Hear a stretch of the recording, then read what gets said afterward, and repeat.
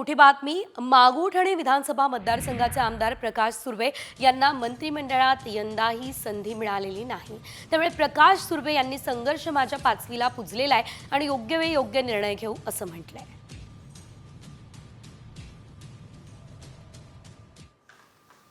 कारण एकनाथ शिंदे साहेबांनी कदाचित माझा विचार केला सुद्धा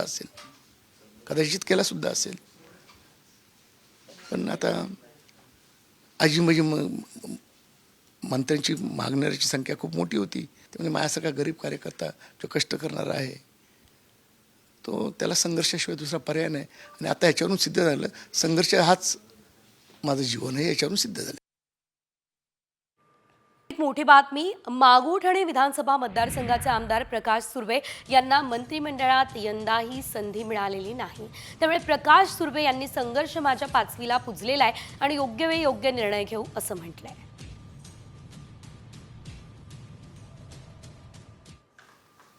कारण एकनाथ शिंदे साहेबांनी कदाचित माझा विचार केला सुद्धा